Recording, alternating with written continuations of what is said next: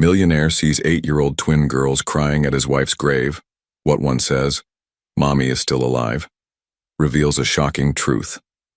Just before we begin, your presence means a lot. Say hi and share where you're tuning in from only if you want to. The autumn wind whispered through the cemetery's ancient oaks, scattering golden leaves across the quiet pathways. Jackson Hayes pulled his cashmere coat tighter around his broad shoulders as he approached the marble headstone that had become his annual pilgrimage. 10 years as a tech billionaire had hardened him against most emotions. But this day, the anniversary of Eleanor Porter's death, always stripped away his carefully constructed armor. He placed a single white rose on the cold stone, his fingers lingering on the engraved name, Eleanor Porter. 1989-2017. Beloved mother and daughter. His throat tightened as memories flooded back. Her laugh, her brilliance, the way she challenged him when no one else dared. "Another year without answers," he whispered, the words carried away by the wind. Soft sound caught his attention, a whimper barely audible over the rustling leaves. Jackson turned, his steel blue eyes scanning the cemetery until they landed on two small figures huddled beside Eleanor's grave. Two little girls, mirror images of each other with golden curls and tear-stained cheeks, knelt on the damp ground. They couldn't have been more than 8 years old, dressed in matching blue coats that had seen better days. "Mommy's still alive, I know she is," one of them whispered fiercely, her small hand tracing the letters on the headstone. Jackson froze. The words struck him like physical blows. Eleanor had children? Twins? His mind raced, calculating timelines and possibilities. "Emma," the social worker said, "we have to accept it," the other girl said, her voice breaking. "But I don't want to." "They're wrong, Olivia. I feel her. I still feel her." Jackson approached slowly, not wanting to frighten them. "Hello there," he said gently. The girls jerked their heads up, eyes wide with momentary fear that quickly gave way to curiosity. Something about their faces, the shape of their eyes, the determined set of their jaws, struck him with uncomfortable familiarity. "I'm sorry, I didn't mean to startle you," he continued. "I knew Eleanor."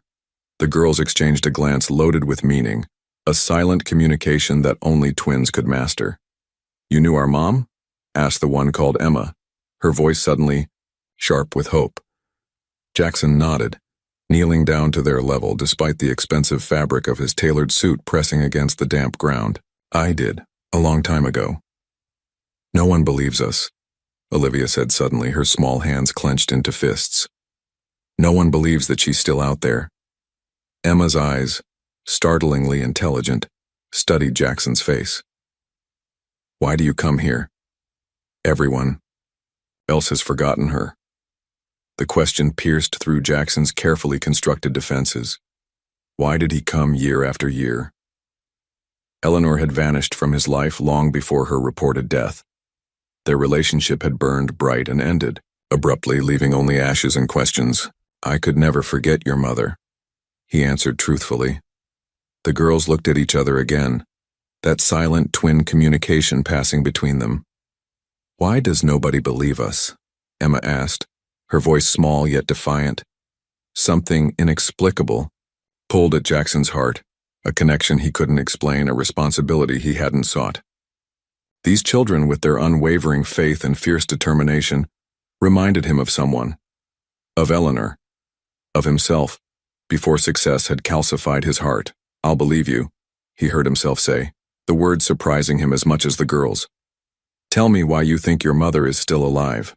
Their faces transformed with matching expressions of hope, the first ray of sunlight breaking through storm clouds. In that moment, something fundamental shifted in Jackson Hayes' world.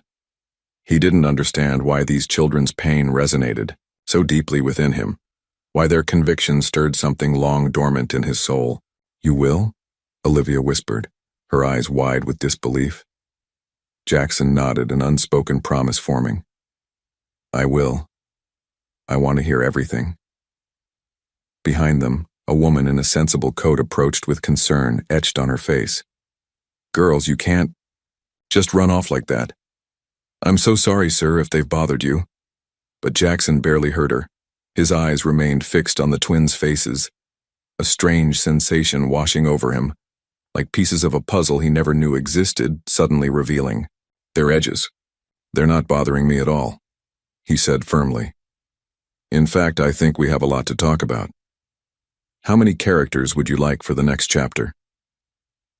Jackson led the small group to a quiet cafe across from the cemetery.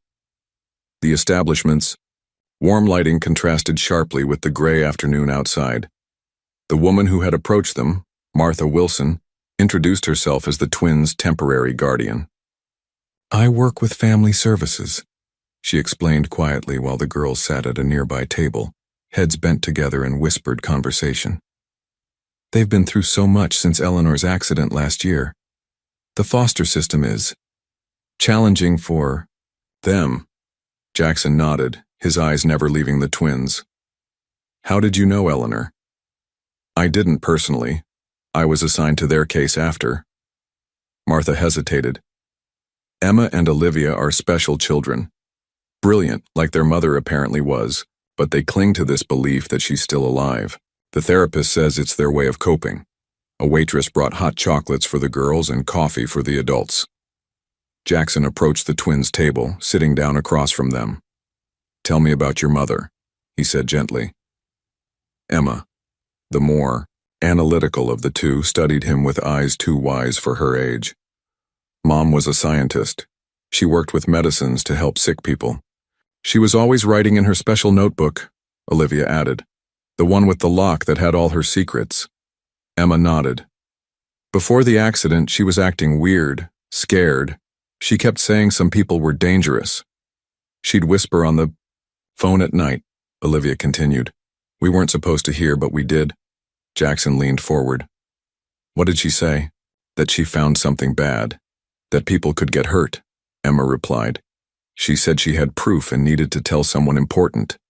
Martha sighed. The police investigated thoroughly after the car accident. There was nothing suspicious. Because they didn't look, Olivia protested. Mom left us clues. She knew something might happen. Emma reached into her pocket and pulled out a folded photograph. This was in her special box. She said if anything happened to her, we should remember this picture. Jackson took the photo and his heart stopped. It showed a younger Eleanor laughing on a university campus, her arm around a younger version of himself. He remembered that day perfectly. It was taken 10 years ago, during their final semester together at MIT. That's you, Emma said simply. Jackson couldn't speak, staring at the evidence of a past he'd tried to forget. Martha looked confused. You knew Eleanor well? We were together in college, Jackson managed to say, his mind racing. But we lost touch years ago. Mom never told us much about our dad, Olivia said softly. Just that he was someone important, too important to be part of our lives. Jackson studied their faces more carefully now. The shape of their eyes, the determined set of their chins, the analytical gaze. Traits he saw every morning in the mirror. Traits his mother had passed to him. The realization hit him with stunning clarity. These weren't just Eleanor's daughters, they were his. The drive to Jackson's penthouse was silent, his mind a tempest of calculations and memories. 10 years ago, Eleanor had vanished from his life without explanation. 9 years ago, these girls were born. The timeline fit perfectly. In his spacious living room overlooking the city skyline, Jackson paced while Martha made phone calls to approve the girls' temporary visit. Emma and Olivia sat wide-eyed on his leather sofa, looking impossibly small against the backdrop of modern luxury. Your home is bigger than our whole apartment building, Olivia whispered. Jackson stopped pacing. I didn't always live like this. When did you know our mom? Emma asked, her analytical mind clearly making connections. Jackson sat across from them, choosing his words carefully. We met at college, MIT. We were both studying technology, though your mother was more interested in biomedical applications. That's where she became a scientist. Olivia nodded. She was brilliant, Jackson continued, memories washing over him. far smarter than I was. Everyone knew she'd change the world someday. What happened between you? Emma's question was direct, unflinching. Jackson's jaw tightened. We were together for almost 3 years. Then one day she was just gone. No explanation, no goodbye. I tried to find her, but she disappeared completely. He omitted the crushing devastation he'd felt, how her abandonment had hardened him, fueled his relentless drive to succeed, how he'd built his tech empire partly to prove she'd made a mistake in leaving. Did you know she worked for Bennett Pharmaceuticals? Jackson asked. Martha looked up from her paperwork. Yes, she was a senior researcher there. Dr. Maxwell Bennett himself wrote her recommendation letter after she died. The name hit Jackson like a physical blow. Maxwell Bennett, his former mentor turned bitter rival. The man who had taken him under his wing at MIT, then subtly tried to control his career path. The same man who had always seemed unnervingly interested in Eleanor's research. Bennett, Jackson whispered, pieces clicking into place. He remembered Bennett's frequent comments about Eleanor being a distraction from Jackson's potential. How Bennett had offered Jackson funding for his first startup immediately after Eleanor disappeared. The timing he'd never questioned, because he'd been too consumed by heartbreak and ambition. I need to see Eleanor's research, Jackson said suddenly. You mentioned a notebook? Emma nodded. It has a special lock. We couldn't open it. Where is it now? With our things at Martha's house, Olivia replied. Mom said it was important that people's lives depended on what she found. Martha's phone rang, breaking the moment. After a brief conversation, she turned to Jackson. That was my supervisor. Due to your previous connection to Eleanor, they've approved an extended visit. The girls can stay tonight if they'd like, and we'll reassess tomorrow. Jackson nodded, a strange protective feeling surging within him. I'd like that. After Martha left with promises to return with overnight bags, Jackson stood at his window, watching the city lights flicker to life as dusk fell. Behind him, his daughters, whispered together on the sofa. His phone vibrated with a message from an unlisted number. Heard you met Eleanor's twins today. We should talk about old times. MB. Jackson's blood ran cold. Bennett was watching. And Bennett never reached out without purpose. What had Eleanor discovered that was worth hiding? What had she died or disappeared to protect? And most importantly, why had Bennett kept him from knowing his own children?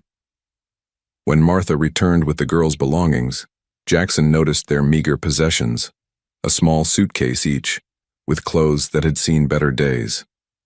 Emma clutched a worn backpack protectively against her chest. It's in here, she said once Martha had left, carefully unzipping the bag to reveal a leather-bound journal with an unusual mechanical lock. Mom's special notebook. Jackson examined. The lock, not electronic, but a complex puzzle mechanism. This is brilliant, he murmured. A lock that can't be hacked. We tried to open it, Olivia admitted. But it's too hard. Jackson reached for his phone. I know someone who might help. Within an hour, Camila Rodriguez arrived. His head of security was a former intelligence operative with skills that extended far beyond normal corporate protection. Interesting, Camila said, examining the diary. Reminds me of cryptographic mechanisms from the Cold War era. Your Eleanor was serious about keeping this private. While Camilla worked on the lock, Jackson ordered dinner and showed the twins around the penthouse. Their eyes widened at his home automation system. You make this? Emma asked, watching lights respond to voice commands. My company did. We specialize in intelligent systems that learn from human behavior. Like the robots in Mom's stories? Olivia's eyes brightened. Not quite that advanced, Jackson smiled.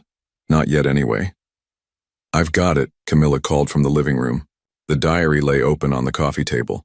The first pages contained research notes, chemical formulations, and molecular diagrams beyond Jackson's expertise. But further in, Eleanor's elegant handwriting shifted to personal entries. March 12th. The phase the 3rd. Trials data doesn't match what was submitted to the FDA. Patient deaths in the original study were recategorized under different causes. Neuralin is dangerous, but Bennett altered the reports. March 20th. Discovered cardiac abnormalities in 18% of patients, not the 2% reported. Bennett personally ordered these findings removed before submission. April 3rd. Bennett knows I've been accessing the original files. Victoria watching me constantly. Must protect the girls. If something happens, the evidence is with Diana. Jackson looked up, his face grim. Eleanor was documenting fraud. Bennett Pharmaceuticals falsified safety data for their flagship drug. That why Mom had to hide? Olivia asked. Before Jackson could answer, his security system alerted him to a visitor. On the monitor, he saw Maxwell Bennett himself standing at his private elevator. Take the girls to the guest room, Jackson told Camilla urgently. Keep them there until he's gone. Bennett entered with the easy confidence of a man accustomed to power.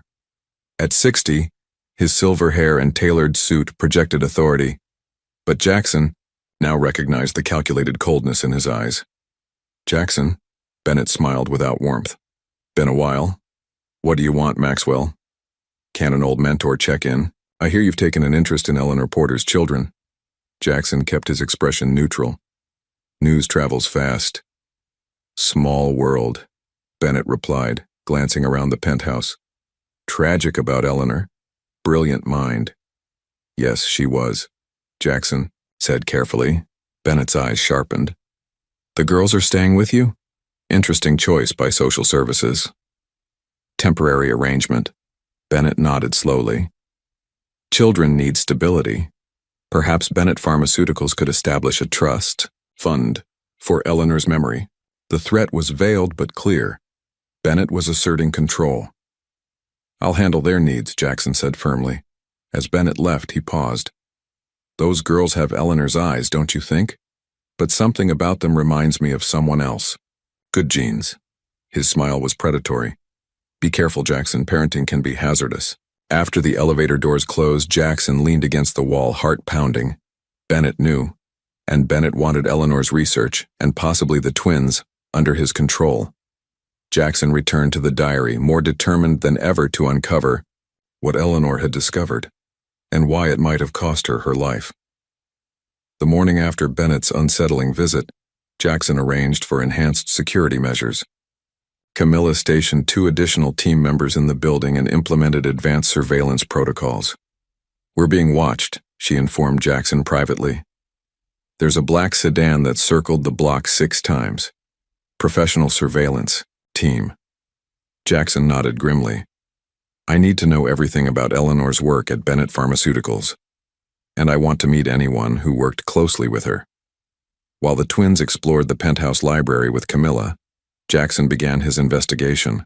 In earnest, he contacted his corporate intelligence team to discreetly gather information on Bennett's operations, Eleanor's research history, and the drug Neuralin. By afternoon, Jackson was reviewing preliminary reports in his home office when Emma slipped. Inside, her observant eyes taking in the multiple screens displaying data. Are you looking for Mom's secrets? She asked. Jackson hesitated, then nodded. I am. I think your mother discovered something dangerous and some powerful people might have wanted to stop her. Emma's face remained serious. She knew they were coming. That's why she made plans. She climbed onto a chair beside Jackson. I remember watching her burn papers in the kitchen sink. She was crying. When was this? Jackson asked gently. The week before she died. She kept saying they won't hurt my girls. Emma's analytical gaze met Jackson's. She was protecting us from someone. The revelation sent a chill through Jackson. Emma, do you remember anyone unusual coming to your house? Anyone who might have been watching your mother? Emma thought carefully. A woman with red hair came to dinner once. Mom was tense. They argued after she thought we were asleep. Do you know her name? Dr. Victoria. Mom called her Vic. They used to be friends, but then Mom said she chose the wrong side. Victoria Coldwell, Bennett's research director and right hand. Jackson made a mental note to investigate her more thoroughly. An alert from his security system diverted his attention. Someone had arrived at the private elevator. The monitor showed a thin woman with anxious eyes and a lab coat tucked into her bag. Sarah Wang, she identified herself to the security camera. I was Eleanor Porter's research assistant. I need to speak with Mr. Hayes. After security cleared Sarah entered the penthouse, clearly uncomfortable with the luxury surroundings. Her gaze softened when she spotted the twins reading in the living room. Emma, Olivia, she said with genuine warmth. You've grown so much. The twins rushed to embrace her, confirming her identity better than any security check could have. In Jackson's office, with the door closed, Sarah spoke in hurried, nervous tones. I shouldn't be here. They're watching all of Dr. Porter's former associates. But when I heard you'd taken the twins in, she twisted her hands anxiously. Dr. Porter talked about you, you know. Not often, but sometimes I'd catch her looking at an old photo. Why have you come, Sarah? Jackson asked directly. Because Eleanor prepared for her own death, Sarah said, her voice barely above a whisper. The accident was too convenient, too perfectly timed. She had just compiled all the evidence of data manipulation on Neuralin trials. Sarah pulled a flash drive from her pocket. Eleanor gave me this the day before she died, said it was her life insurance. I was supposed to release it if anything happened to her, but I was too afraid. Bennett has connections everywhere, police, FDA, media. Jackson took the drive, his expression grave. What does it contain? Raw data from the original trials. Patient records showing cardiac failures systematically recoded as unrelated complications. Internal emails ordering the manipulation of data. Bennett personally directing which adverse events should be hidden. Why didn't she go public? Jackson asked. Sarah's eyes darted to the door. She was going to. Had a meeting scheduled with an investigative reporter. But she was also terrified. For the twins, she lowered her voice further. Bennett made threats, not directly but through Victoria, said that single mothers could face unfortunate accidents, leaving their children in the system. Jackson's jaw tightened. So she was gathering evidence carefully, building an airtight case. Yes, Sarah confirmed. And there's more. Neuralin was just the beginning. They're preparing to launch a pediatric version despite knowing the risks are even higher for children. The implication was staggering. Thousands of children could be endangered by a medication known to be unsafe. There's one more thing, Sarah continued. In those final weeks, Eleanor kept saying she had a nuclear option if anything happened to her. Something that would destroy Bennett completely. She never told me what it was, but it gave her courage. Jackson thought of the diary, still only partially decoded. Did she have any unusual research sites? Private labs, off-site locations?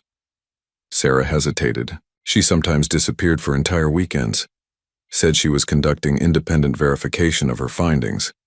I always assumed she was using university labs where she had former colleagues. Before leaving, Sarah knelt to hug the twins once more. Your mother was the bravest person I've ever known, she told them. She would move mountains to protect you. After she departed, Jackson found the twins sitting unusually quiet in the living room. Sarah looked scared, Olivia observed. Like Mom did at the end. We'll protect Sarah, Jackson promised, and we'll find out what happened to your mother. That night after the twins were asleep, Jackson reviewed the flash drive's contents with Camilla. The evidence was damning. Systematic fraud that had potentially cost hundreds of lives. This would destroy Bennett Pharmaceuticals, Camilla said. Their stock would collapse overnight. And Bennett himself would face criminal charges, Jackson added. No wonder he was willing to go to such lengths to suppress it. He stared at the sleeping faces of his daughters, their existence a miracle he was still processing. Their mother had faced down one of the most powerful men in pharmaceuticals to protect patients and them. Had it cost Eleanor her life? Or was she still out there somewhere, as the twins so fervently believed? Jackson made a silent vow as he watched over them. He would finish what Eleanor started. He would protect their daughters. And he would uncover the full truth, no matter how dangerous the path. The headquarters of Bennett Pharmaceuticals rose like a gleaming monolith above the city skyline, its glass facade reflecting the morning sun. Jackson studied it from across the street. remembering how he'd once admired the building as a symbol of scientific progress. Now he saw it differently, a fortress hiding corruption. Inside his car, he reviewed his strategy. With the twins safely at his penthouse under Camilla's protection, he could focus on infiltrating Bennett's operation. His cover was simple: a potential investor interested in the upcoming pediatric Neuralin launch.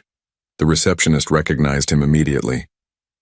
"Mr. Hayes, what an unexpected pleasure. Dr. Bennett didn't mention you were visiting today." A spur-of-the-moment decision. Jackson smiled disarmingly. "Is he available?" Bennett wasn't, but his second-in-command was. Victoria Coldwell greeted Jackson with professional courtesy that didn't reach her calculating eyes. "What brings a tech billionaire to our humble pharmaceutical company?"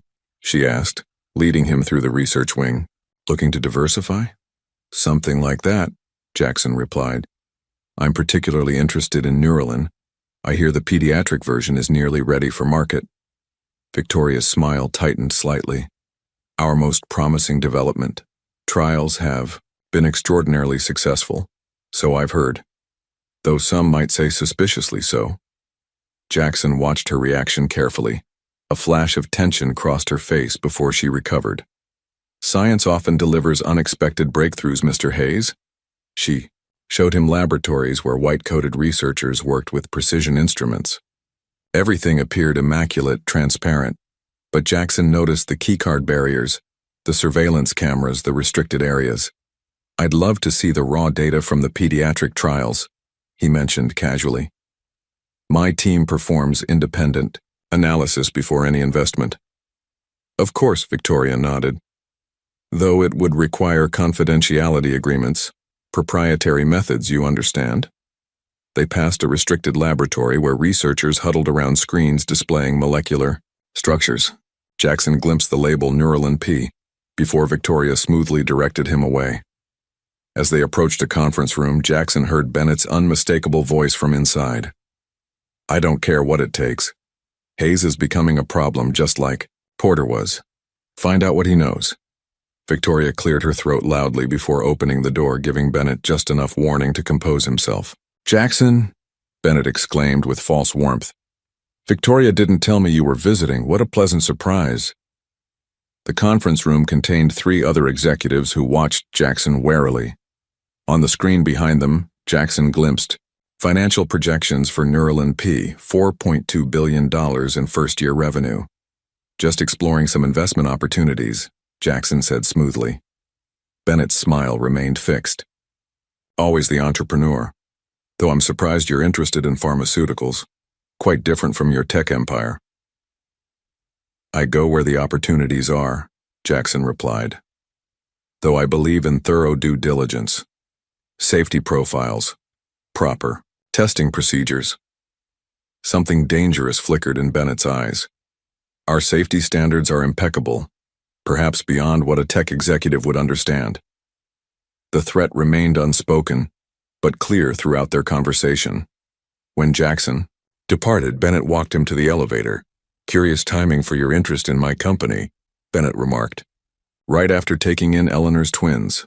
Quite the coincidence." "I don't believe in coincidences," Jackson replied evenly. Bennett's mask slipped momentarily. "Neither do I. Some questions are better left unexplored, Jackson, for everyone's benefit." As the elevator doors closed, Jackson heard Bennett's final words. "Remember, children need stability. It would be tragic if anything disrupted that." Outside, Jackson noticed the security team photographing his departure. His phone buzzed with a message from Camilla. "You need to see this. Found financial records. Bennett made 6 payments to the driver who hit Eleanor's car." Jackson's resolve hardened. Eleanor's accident had been no accident at all. "I don't talk to billionaires," Diana Chen declared, barely looking up from her laptop at the corner table of the busy coffee shop, especially ones with ties to Big Pharma. Jackson sat down uninvited. "I don't have ties to Bennett Pharmaceuticals, but Eleanor Porter did, and she was trying to contact you before she died." The investigative reporter's fingers paused over her keyboard, her expression betraying nothing. "Eleanor Porter, the scientist who died in a car accident last year." The scientist who discovered Bennett was hiding deadly side effects of Neuralin, Jackson corrected. The scientist who had scheduled a meeting with you the day after her supposed accident. Diana closed her laptop. Alleged accident. And how would you know about any meeting? Instead of answering, Jackson placed a flash drive on the table. Raw data from the original Neuralin trials. Patient deaths systematically recategorized. Internal emails ordering the concealment of adverse effects. And financial records showing payments to the driver who hit Eleanor's car. Diana didn't touch the drive. Why bring this to me? You have enough resources to buy a media company if you wanted to publish this. Because Eleanor trusted you, and because Bennett has connections in traditional media channels that might suppress the story. Jackson leaned forward. Also, I believe you already have part of what Eleanor was gathering. Diana's carefully neutral expression confirmed his suspicion. What's your stake in this, Hayes? You build AI systems. Why care about a pharmaceutical scandal? Jackson hesitated, then decided on the truth. Eleanor Porter's twin daughters are mine. I didn't know they existed until 3 days ago. Diana studied him with new interest. That changes things. But if what you're implying is true, that Bennett orchestrated her death, then you've put those girls in danger by taking them in. They were already in danger, Jackson replied. And I need to know if their mother is truly dead. You think she's alive? Diana asked incredulously. The twins believe it. And I've discovered her body was never properly identified. The accident left it supposedly unrecognizable, and the medical examiner was pressured to expedite the process. Jackson pulled out his phone, showing her crime scene photos he'd obtained. The car was completely incinerated. Forensics shows accelerants were used. It wasn't an accident, it was staged. Diana was fully engaged now. You need Detective Marcus Lewis. He was lead investigator initially, but got pulled off the case when he raised questions about inconsistencies. Can you arrange a meeting? Diana nodded slowly. I'll contact him. But if we do this, we do it my way. No corporate cover-ups, no settling quietly, no matter how ugly it gets. That's exactly what I want, Jackson assured her. The full truth, publicly exposed. Later that evening, Jackson found Emma sitting alone in the penthouse library, studying Eleanor's diary with intense concentration. Any breakthroughs? He asked gently. She looked up with eyes so like his own. Mom used different coding systems for different sections. This part talks about the White Room where she did special research. Emma pointed to a diagram. I think it's not in the main building. Jackson sat beside her, impressed by her analytical mind. You're very good at puzzles. Mom taught us. She said sometimes the most important things have to be hidden in plain sight. Emma hesitated. She also said if anything happened to her, we should find the man in the photograph. Me? Jackson asked softly. Emma nodded. She kept your picture in her special box, the one with important things. She looked at him directly. Were you our dad? Is that why she kept your picture? The directness of her question caught Jackson off guard. Before he could answer, Olivia appeared in the doorway. Emma, that was supposed to be a secret until we were sure, she exclaimed. Jackson looked between his daughters, his heart constricting. Yes, he said simply. I believe I am your father. I just didn't know it until now. Why didn't you find us before? Olivia asked, her voice small. Because I didn't know about you, Jackson answered truthfully. If I had, I would have moved heaven and earth to be part of your lives. The three sat in momentary silence, the weight of what might have been hanging between them. We should find Mom together, Emma finally said. As a family, Central Park stretched before them in autumn glory, a mosaic of red and gold beneath a crisp blue sky. Jackson watched Emma and Olivia race ahead on the path, their identical blue coats fluttering behind them like wings. He'd insisted on buying them new clothes, though they'd protested they didn't need fancy things. 3 days into their unexpected cohabitation, Jackson was still adjusting to fatherhood. The twins had a routine they'd established in foster care. Emma always tied both their shoelaces. Olivia always poured their juice. They communicated in half sentences and knowing glances, a private language he couldn't yet decipher. "They're remarkable," said Detective Marcus Lewis, walking beside Jackson. The former lead investigator on Eleanor's case was a weathered man with observant eyes and a reputation for integrity. "Porter raised them well." "She did everything well," Jackson replied quietly. "That was Eleanor. Brilliant, thorough, uncompromising." Lewis nodded. "That's what first raised my flags about the accident. Too neat, too convenient. The fire burned hot enough to destroy DNA evidence. The brake lines were cut, but in a way that would only fail at high speed. Professional job," Jackson concluded. "Extremely. When I tried to investigate further, I was reassigned. My captain cited resource allocation, but the order came from higher up." Lewis watched the twins now feeding ducks by the pond. "Diana Chen showed me what you've gathered. It's compelling, but still circumstantial. We need something that directly connects Bennett to the orchestration of the accident." "We're working on it," Jackson assured him. "My team is tracking the financial transactions to the driver." A shrill scream interrupted their conversation. Jackson's head snapped toward the pond where Olivia had ventured onto a decorative footbridge. The wooden railing had given way, and she now dangled precariously over the water. Jackson sprinted across the grass, heart pounding. He reached the bridge in seconds, lunging forward to grasp Olivia's wrist just as her grip failed. The momentum nearly pulled him in as well, but he braced himself against the remaining railing and hauled her up to safety. Olivia clung to him, shaking, her face pressed against his chest. Jackson held her tightly, the reality of how quickly he could have lost her hitting him with physical force. "You're safe," he murmured into her hair. "I've got you." Emma crashed into them, wrapping her arms around both. "Livy, you're okay." Detective Lewis examined the broken railing, his expression grim. This wasn't wear and tear. The supports were partially sawed through. Jackson's blood ran cold. He gathered both girls closer, scanning the park for watching eyes. "We're leaving. Now." Back at the penthouse with security doubled, Jackson sat with the twins in the living room. Olivia had recovered from her scare with remarkable resilience, though she stayed closer to him than before. "You saved me," she said matter-of-factly, like the dad in Mom's stories. "What stories?" Jackson asked. "Mom told us bedtime stories about a brave inventor who built amazing machines to help people," Emma explained. "He always saved the day. When things got scary." "She said he lived far away, building important things," Olivia added. "But someday he might come back." Jackson's throat tightened. Despite everything, Eleanor had created a hero for their daughters, not a villain. "Did she tell you anything else about him?" he asked carefully. The twins exchanged one of their communicative glances. "She said we had his eyes," Emma answered. "And his brain for puzzles." "And his stubborn chin," Olivia added with a small smile. That night, after tucking them into bed in the guest room they shared, Jackson found himself overwhelmed by emotions he'd suppressed for years. He sat in his darkened office, staring at the city lights, remembering Eleanor as she'd been in their MIT days.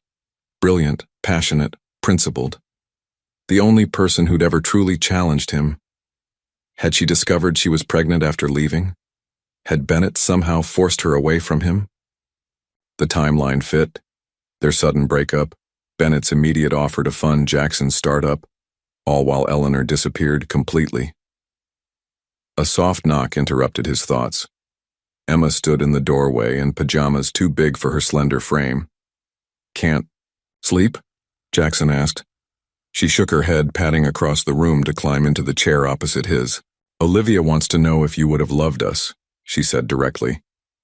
"If you had known." The question pierced Jackson's carefully constructed defenses. "More than anything in this world," he answered, his voice rough with emotion. Emma studied him with those analytical eyes so like his own. "I think Mom still loves you," she said finally. "She cried sometimes looking at your picture." "I never stopped loving her," Jackson admitted, "even when I thought she'd chosen to leave." "Will you tell us about when you met her?" Emma asked. And so Jackson began the story of how he'd first encountered Eleanor Porter in an advanced robotics class, how she'd challenged his algorithm and improved it in one elegant stroke, how they'd stayed in the lab until dawn arguing theoretical approaches that would later become the foundation of his first patents. As he spoke, Olivia appeared silently in the doorway, listening. Eventually, both twins fell asleep on the large office sofa. Jackson covered them with a blanket, watching their peaceful faces. "I'll find your mother," he whispered. "Whatever it takes." Crystal chandeliers cast a golden glow over the annual Pharmaceutical Innovation Gala, where industry elites gathered in black tie and evening gowns.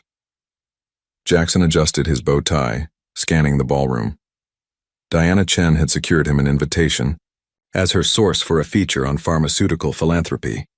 "Bennett always makes a grand entrance halfway through," Diana murmured, elegant in a simple black dress, her press credentials displayed prominently. "He considers himself the star attraction." "And Coldwell?" Jackson asked. "His shadow." "Never. More than 10 feet away at these functions." Diana nodded toward a cluster of FDA officials. Bennett's cultivated impressive connections. 3 of those regulators previously worked for his companies. Jackson spotted the moment Bennett entered. The subtle shift in the room's energy, the deferential nods, the path clearing before him. Victoria Coldwell followed precisely 6 steps behind, resplendent in emerald silk that matched her calculating eyes. "Time to mingle," Diana said. "I'll work the regulatory crowd. You've got Bennett." Jackson circulated deliberately, positioning himself near Bennett's typical trajectory. When their paths finally crossed, he raised his champagne flute in mock salute. "Maxwell, quite the spectacle you've orchestrated." Bennett's smile remained fixed, though his eyes hardened. "Jackson, unusual to see you in pharmaceutical circles. Still playing guardian to Eleanor's girls?" "My girls," Jackson corrected, voice low enough that only Bennett could hear. A flicker of surprise crossed Bennett's face before disappearing. "Ah, you've made that connection. I wondered when you might." "You knew all along," Jackson stated. "Not a question. Eleanor was quite discreet, but pregnancy has visible symptoms." Bennett sipped his champagne. "She was brilliant, but distracting you from your potential. You needed focus during those critical early startup days. So you separated us," Jackson concluded. "What did you tell her to make her leave?" Bennett's smile turned cold. "Nothing untrue.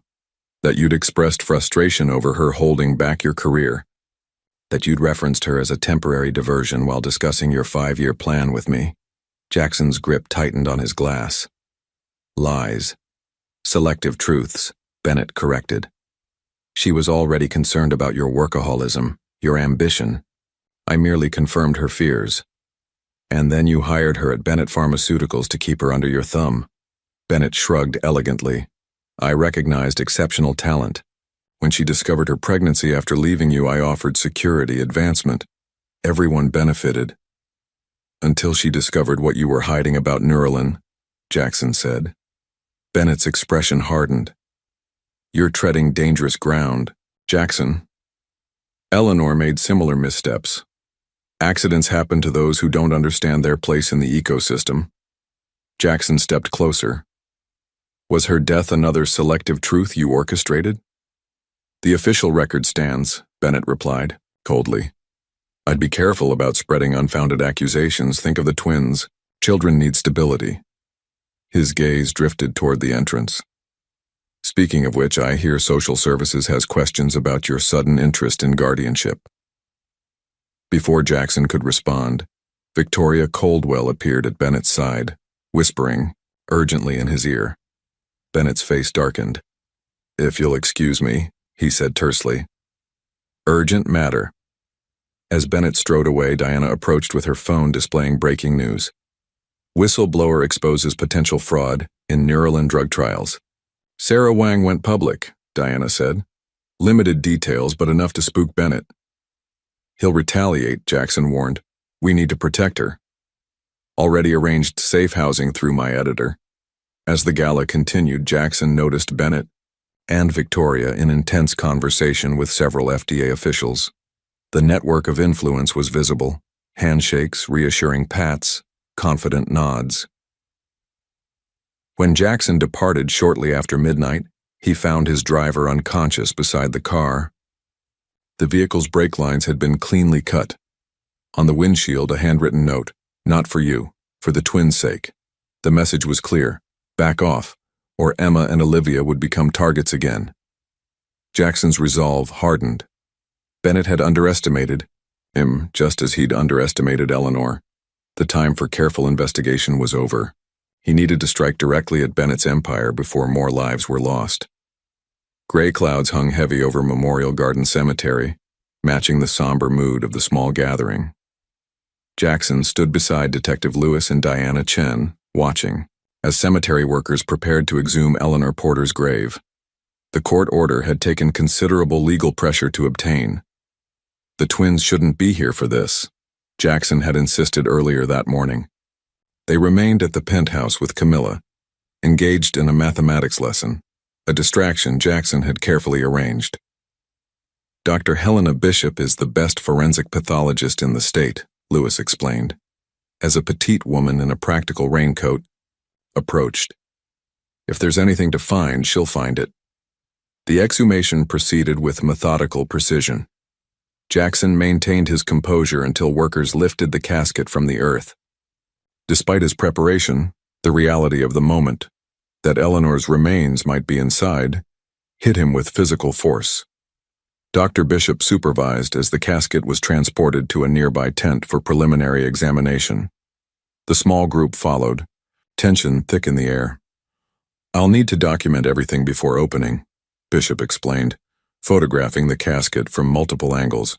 "The seal appears intact, no signs of previous disturbance." Jackson nodded, unable to speak. Diana squeezed his arm briefly in silent support. When Bishop finally opened the casket lid, her professional demeanor slipped momentarily. "This is unusual. Instead of human remains, the casket contained several sandbags arranged in a roughly human shape." "What the hell?" Lewis muttered, leaning closer. Bishop examined the interior carefully. "These weights approximate the body weight reported in the death certificate. There are no human remains in this casket." The implications crashed over Jackson in a wave. "She's not here." "No," Bishop confirmed, "and from the condition of these materials, I'd say this casket has never contained a body." The funeral was closed casket, Diana recalled. The official report cited severe burning from the car fire. Lewis was already on his phone requesting the original accident scene evidence. "We need to retest the blood samples from the crash site." Within hours, they gathered in Bishop's laboratory, where she completed her analysis of the original blood evidence. "It's human blood type AB negative, matching Eleanor Porter's recorded type," she confirmed. "But the quantity is inconsistent with a fatal accident. More importantly, the degradation pattern suggests it was refrigerated before being planted at the scene." "Could it have been drawn during medical treatment?" Lewis asked. "No. The preservation chemicals I'm detecting aren't used in emergency medicine." Bishop removed her glasses. "This blood was stored, likely from routine medical draws, then placed at the scene." Jackson's heart raced with the confirmation of what he'd begun to believe. "So there's no evidence she died in that crash?" "None," Bishop agreed. "In fact, I'd say there's compelling evidence that someone went to extraordinary lengths to fake her death." Back at the penthouse, Jackson found the twins waiting expectantly despite his attempts to shield them from the day's events. "You went to Mom's grave," Emma stated matter-of-factly. "Did you find her?" Jackson hesitated, then sat down at their level. "No, we didn't find her. But that might be good news."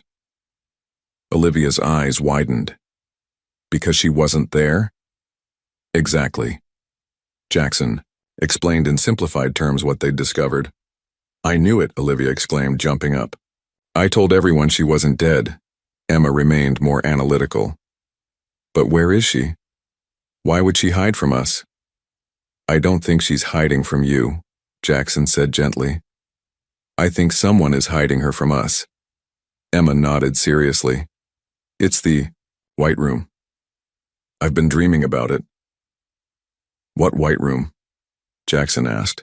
Where Mom is. In my dreams, she's in a room with white walls and no windows. She's working, but she looks sad. Emma's voice dropped to a whisper. She writes notes and hides them inside her shoes. Jackson exchanged glances with Diana, who had been silently observing.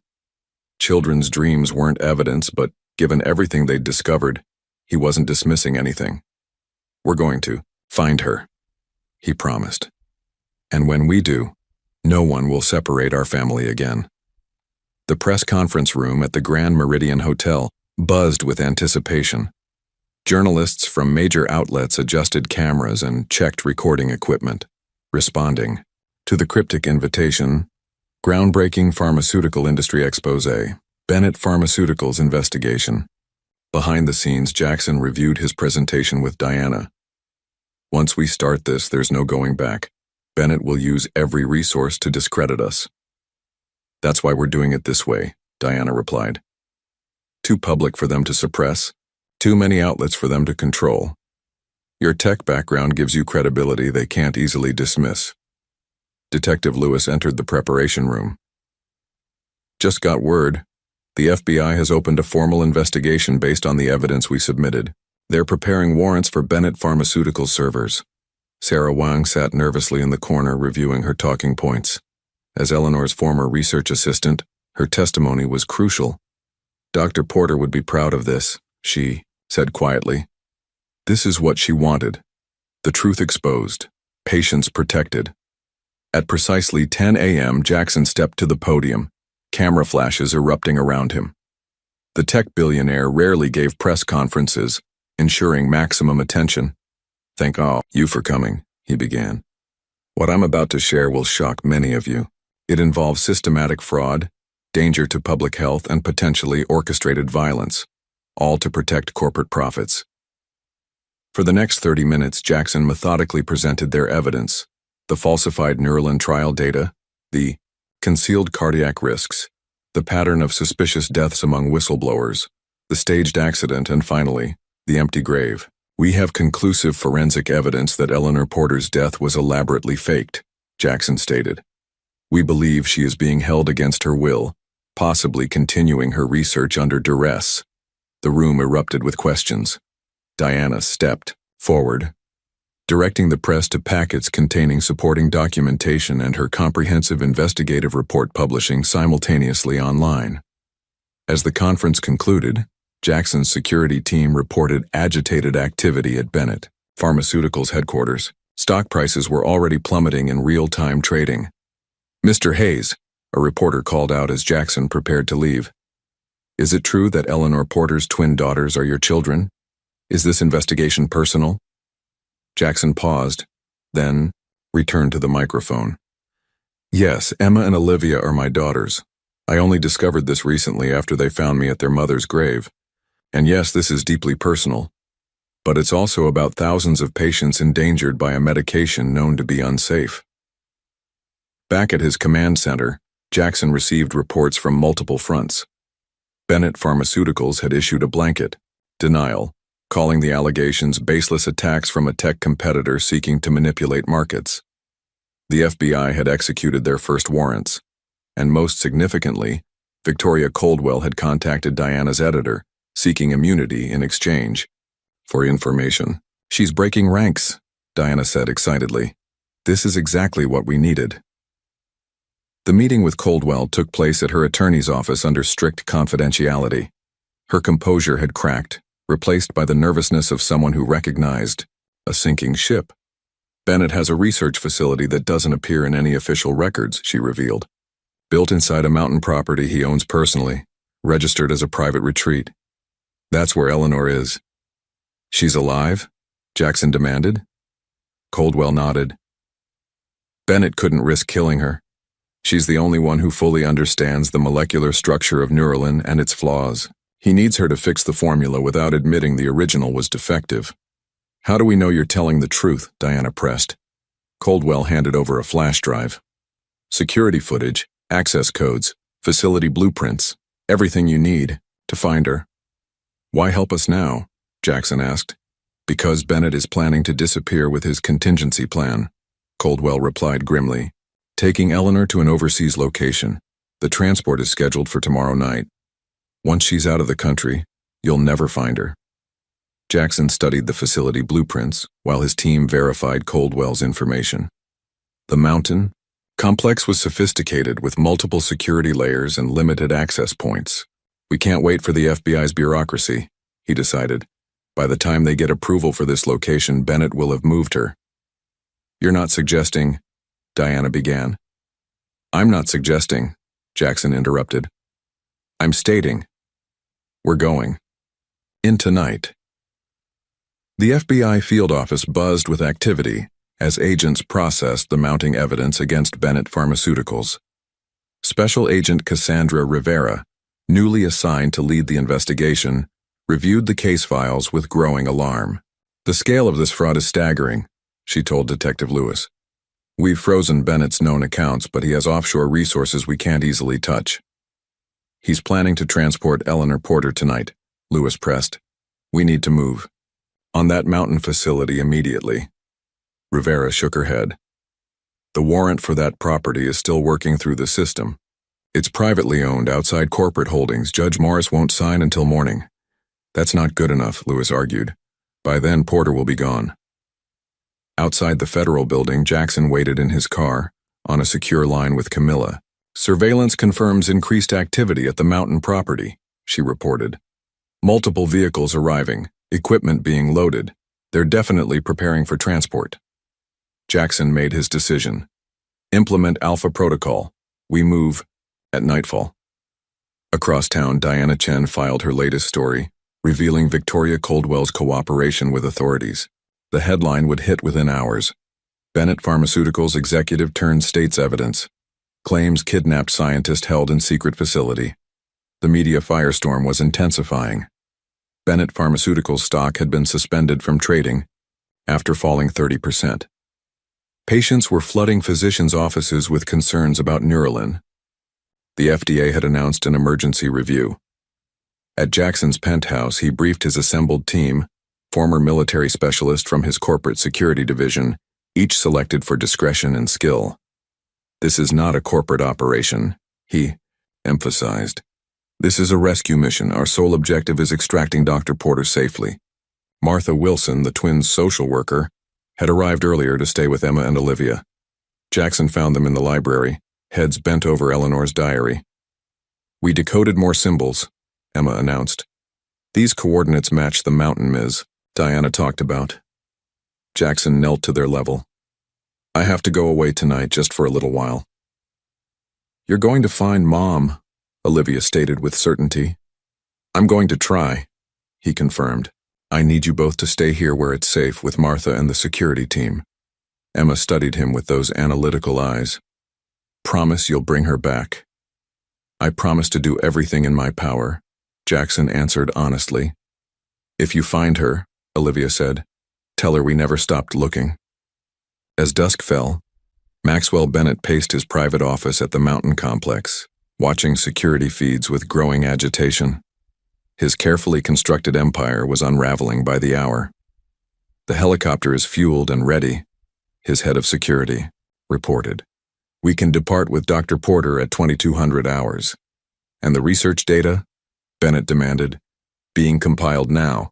Dr. Porter is finishing the final molecular analysis. Bennett nodded tersely. Once we reach the Cayman facility, initiate the server wipe protocol here. Nothing recoverable. In the laboratory 3 levels below, Eleanor Porter worked with mechanical precision, her face thin and pale from a year, in captivity. Her hands moved expertly across sophisticated equipment, completing the refinements to the Neuralin formula that Bennett had demanded. A guard stood by the door, watching impassively. Eleanor had learned their routines over months of observation, shift changes, security patterns, moments of inattention. She had been waiting, planning, ever since she'd seen Jackson's face on a news broadcast 3 days earlier. Something about the twins. Something that had given her the first spark of hope in a year. She carefully removed a tiny sample of the corrected formula. concealing it in a capsule she'd prepared weeks ago. Whatever happened tonight, this evidence would survive. On the mountainside, Jackson's team approached under cover of darkness. Their thermal imaging identified 22 security personnel patrolling the perimeter. The facility entrance resembled a luxury mountain home, its reinforced doors disguised with architectural elegance.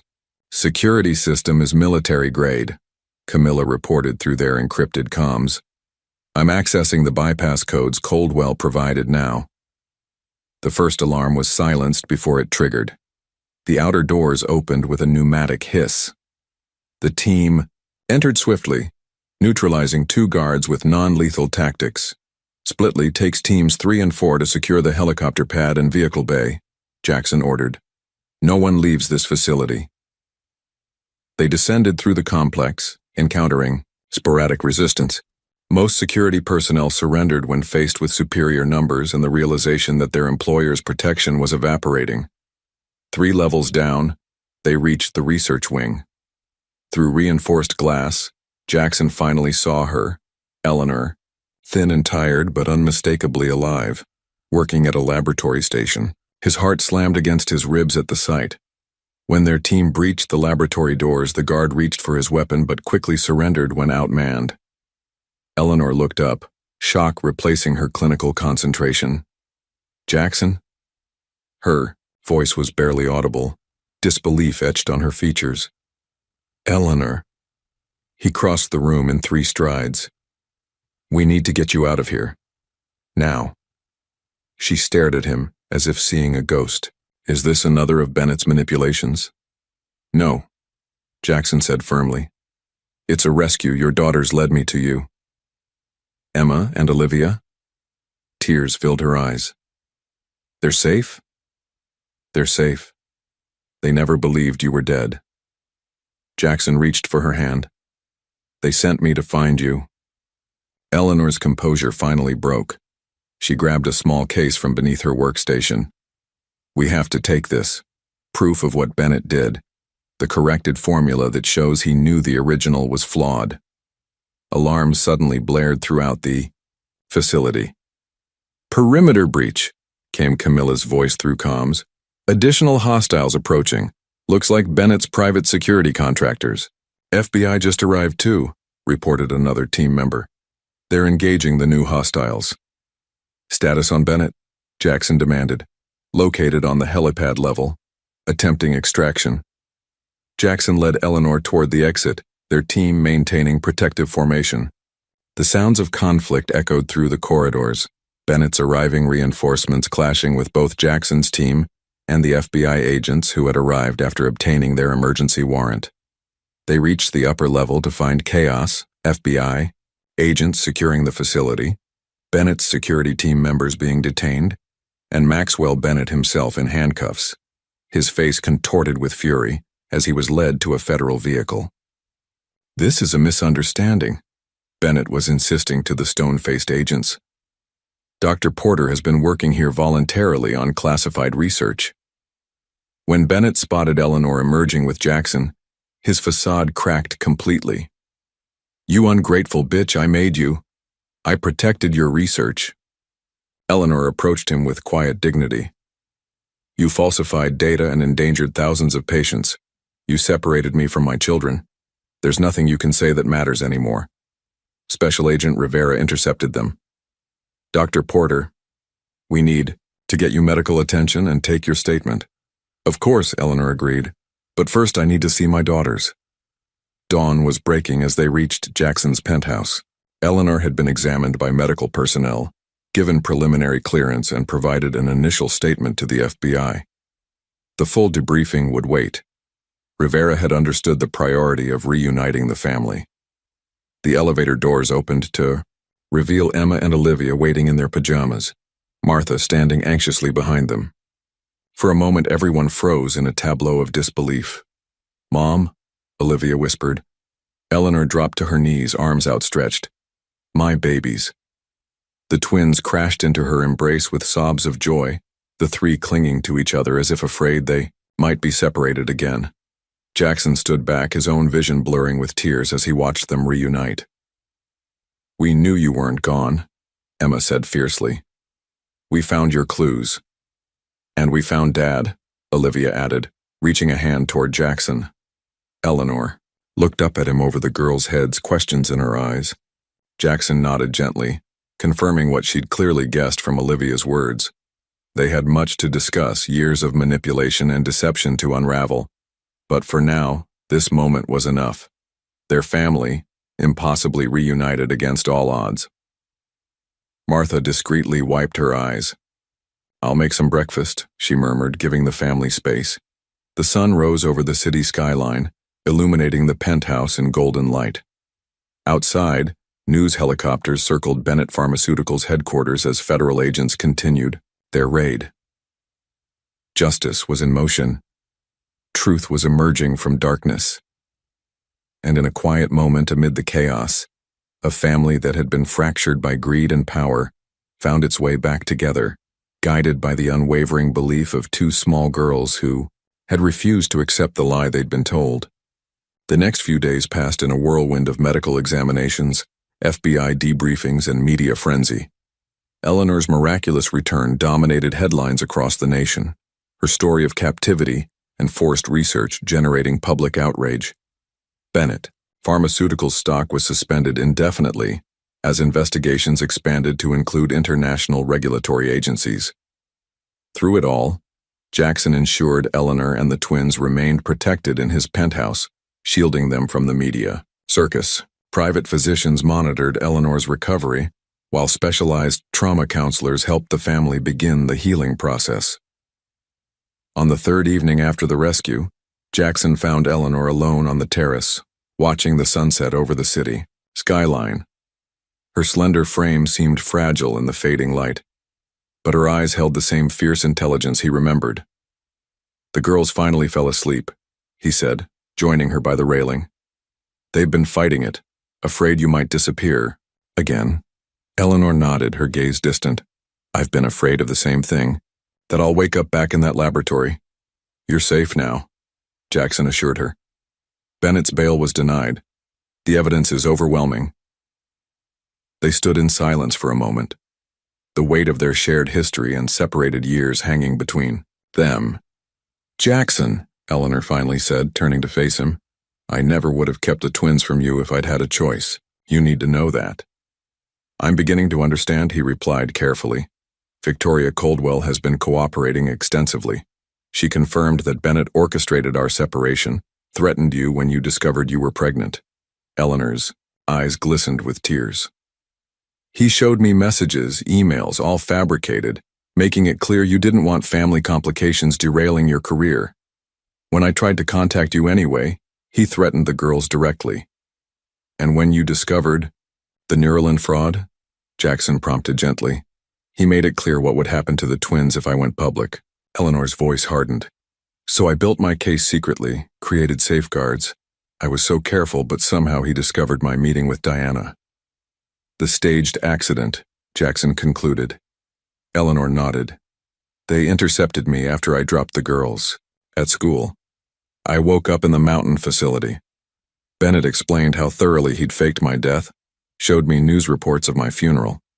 He said if I tried to escape, the twins would have a real funeral to attend." Jackson's hands tightened on the railing. "I should have looked for you years ago, should have questioned what happened between us." "We both believed Bennett's lies," Eleanor said softly. "He manipulated us masterfully." Inside the penthouse, Emma appeared in the doorway, rubbing sleepy eyes. "Mom? Dad?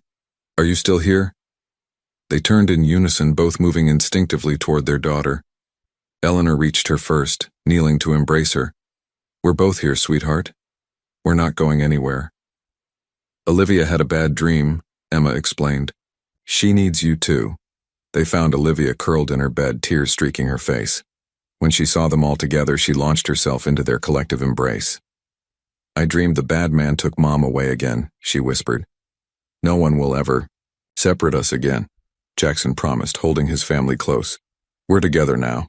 Later, after the twins had fallen back asleep, Eleanor and Jackson sat in the living room, photo albums spread before them. Martha had retrieved them from Eleanor's sealed apartment. "They're so much like you," Eleanor said, tracing a picture of the twins building an elaborate block structure. "Emma's analytical mind, Olivia's determination." "They have your brilliance," Jackson countered, "and your courage." Eleanor paused at a photo of herself pregnant, standing by a window with hands protectively over her belly. "I wanted to tell you so many times, even wrote letters I never sent."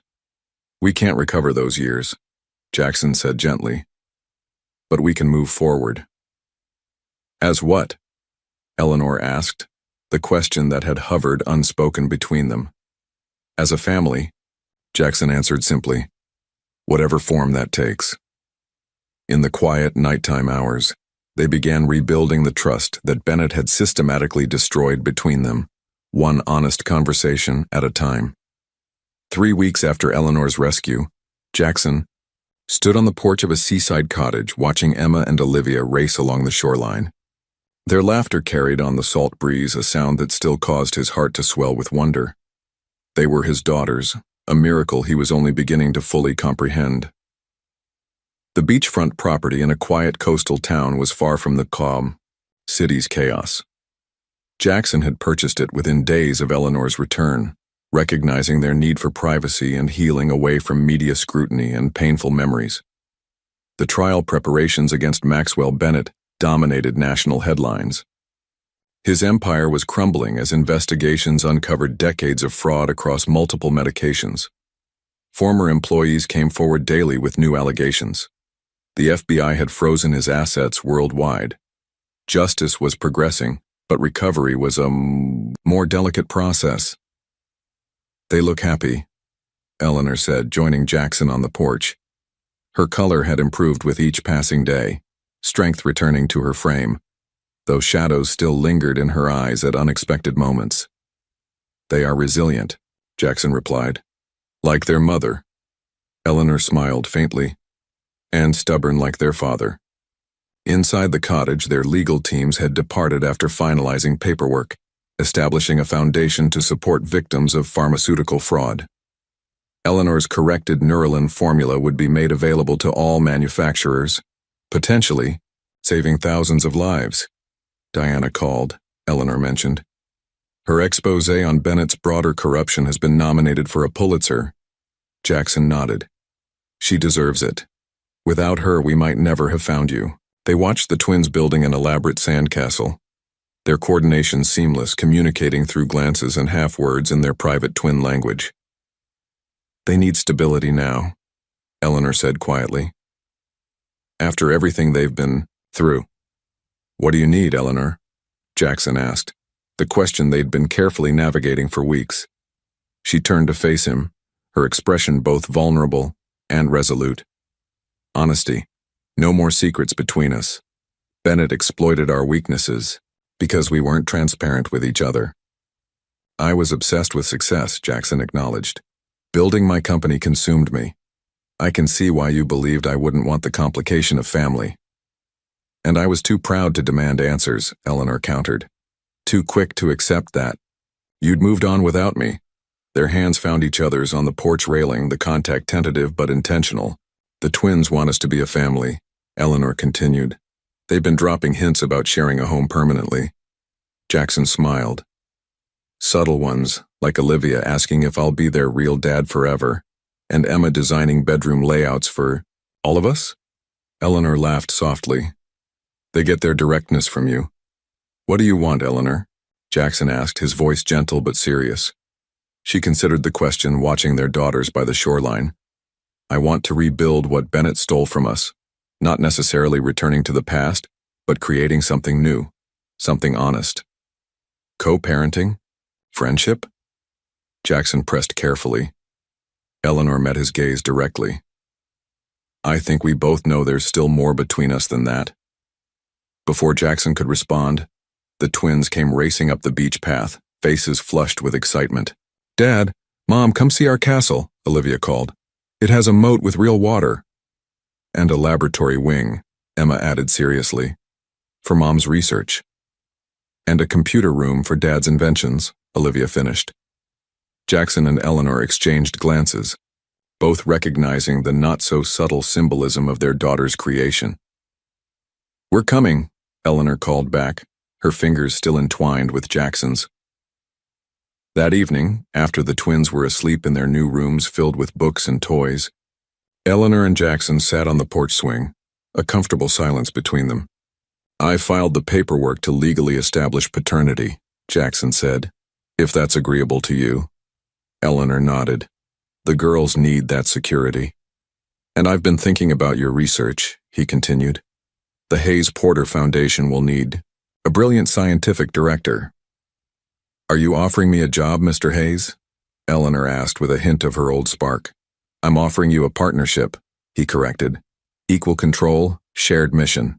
Eleanor smiled. "I accept." Under the stars, they began mapping their future, not rushing to reclaim what was lost but carefully building something stronger. Bennett had manipulated their past, but he would not define their future. 1 year later, the Hayes Porter family stood together on the same cemetery grounds where their journey had begun. The morning sunlight filtered through autumn leaves, casting dappled shadows across the now empty plot where Eleanor's headstone had once stood. "It feels strange to visit my own grave," Eleanor remarked, placing a bouquet of white roses on the grass. "Not your grave," Emma corrected firmly. "Just a place that helped us find each other." The past year had transformed them all. Eleanor had reclaimed her health and professional standing, now directing breakthrough research at the Hayes Porter Foundation. Jackson had shifted his corporate priorities, dedicating significant resources to healthcare ethics and patient advocacy. The twins had blossomed in their stable environment, their exceptional minds nurtured by both parents. "Bennett's sentencing is tomorrow," Jackson said quietly. Eleanor nodded. 15 years minimum, the prosecutor says. No possibility of early parole. "Is it enough?" Olivia asked, her young face serious beyond her years. "The important thing isn't his punishment," Eleanor explained, kneeling to her daughter's level. "It's that the truth came to light. Thousands of patients now have safer medication because of what happened." In the distance, they spotted Diana Chen approaching with Detective Lewis. The unlikely allies had become part of their extended family circle through the shared ordeal. "The Murdoch family sends their thanks," Diana told them, referencing one of many families who had lost loved ones to Neuralin's hidden side effects. "Their lawsuit settlement will cover their children's education through college. And the FDA has implemented the new clinical trial transparency protocols you recommended," Lewis added. "They're calling it the Porter Standard internally." After a moment of respectful silence at the gravesite, they moved toward their waiting cars. The cemetery visit had become a ritual, not to mourn, but to commemorate the beginning of their journey back to each other. That evening, Eleanor stood at the podium of a medical ethics conference, addressing an auditorium filled with researchers, physicians, and policymakers. "Truth in science is not a luxury. It's a necessity," she stated, her voice steady and passionate. "When we compromise data for profit, we betray the fundamental covenant between medicine and humanity." In the front row, Jackson watched with pride, the twins beside him taking careful notes in matching journals. Emma had already demonstrated remarkable aptitude for biomedical concepts, while Olivia showed natural talent for advocacy and communication. Different strengths, complementary purposes, much like their parents. Back at their seaside home later that night with the twins asleep, Eleanor and Jackson sat on their favorite porch swing, watching moonlight dance across the waves. "I filed the final paperwork today," Jackson said, taking Eleanor's hand. "The adoption is official. Emma and Olivia Hayes Porter." Eleanor smiled. "They've been practicing writing their new names for weeks." "There's one more name change I've been considering," Jackson continued, his voice uncharacteristically hesitant. Eleanor turned to face him, eyes questioning. From his pocket, Jackson produced a small velvet box. Inside was a ring, not ostentatious despite his wealth, but elegant in its simplicity, a deep blue sapphire that matched their daughter's eyes. "We've rebuilt our family piece by piece this year," he said softly. We've healed old wounds and created something stronger than what was broken. Eleanor's eyes glistened in the moonlight. Are you asking what I think you're asking? I'm asking if you'll make it official, Jackson replied. Not because of the girls, not because of our shared past, but because this year has shown me that what I feel for you now is even stronger than before. Eleanor took the ring, turning it gently in the moonlight. We're different people than we were 10 years ago. Better people, Jackson agreed. With clearer priorities. The girls will be impossible once they hear about this. Eleanor laughed softly. They've been plotting this outcome for months. Is that a yes? Jackson asked. Eleanor slipped the ring onto her finger. It's a yes. They sealed their promise with a kiss, the sound of waves providing gentle accompaniment to this new beginning. Inside the house, two small figures crept back from the window where they'd been spying, exchanging triumphant smiles. Finally, whispered Olivia. Statistically inevitable, Emma agreed with satisfaction. The twins returned to their beds, secure in the knowledge that their family, once fractured by lies, was now whole, strengthened by truth and bound together, by love that had survived the most determined efforts to destroy it. The truth, as Emma and Olivia had always known, had finally found its way into the light.